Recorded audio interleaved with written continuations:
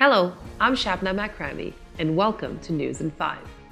Up to now, we've explored immigration policies and theories from a broad perspective. Now let's transition from theory to practice. The express entry system is Canada's primary method for selecting skilled immigrants who can contribute to the economy. It works by assigning points to candidates based on factors such as age, education, work experience, and language skills. While the system is designed to attract the most qualified individuals, it can be improved by considering a more nuanced approach to evaluating a candidate's potential impact on the Canadian economy and society. Currently, the express entry system prioritizes candidates who are young, highly educated, and proficient in English or French. This focus on individual qualification, while very important, may overlook the broader contributions that immigrants can make.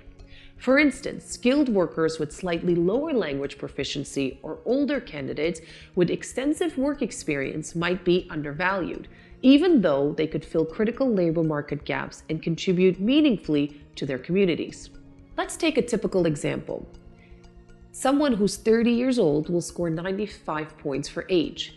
If they've studied in Canada and received a bachelor's degree, they will score 112 points for that. If you score between 7 to 7.5 on all modules for IELTS, you will get 115 points for that. For language, 115 points. 1 year of work experience, 35 points. So for the core human capital factor, the applicant will score 357 points.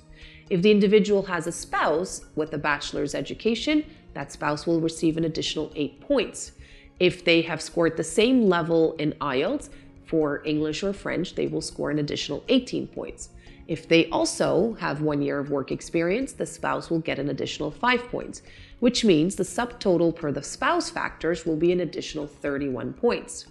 For skills transferability factor, you will receive 15 points if you have siblings and 50 points if you have a job offer supported by an LMIA or an LMIA exemption. So the total under the express entry system for this applicant with a spouse will be 459 points.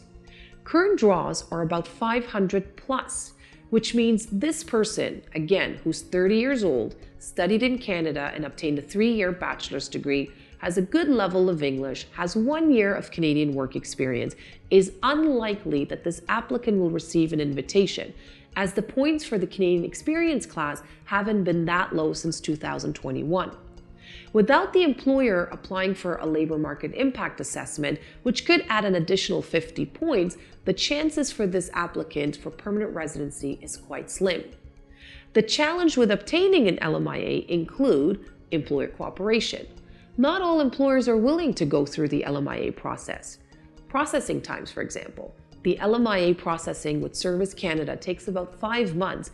This does not include the additional month for job posting and the subsequent time needed for obtaining the work permit. As you know, the LMIA process involves 2 steps. First, it is employer-specific LMIA, followed by the employee-specific work permit. Given these factors, the likelihood that the draw will remain at 509 points in the years to come is not promising. So you have a person who has invested minimum 4 years in Canada, has a Canadian education, has Canadian experience, and still would struggle to apply for PR.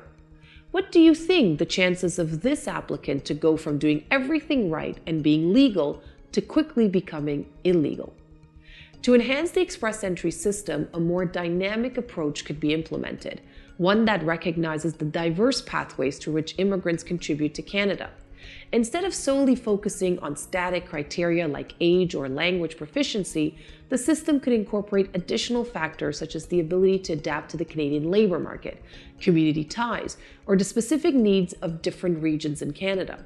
For example, offering more points for Canada who have job offers in industry facing labor shortages or who plan to settle in underpopulated areas could help address regional disparities and support economic growth across the country. This is a crucial consideration. Canada has a clear need to attract people to regions outside major urban centers.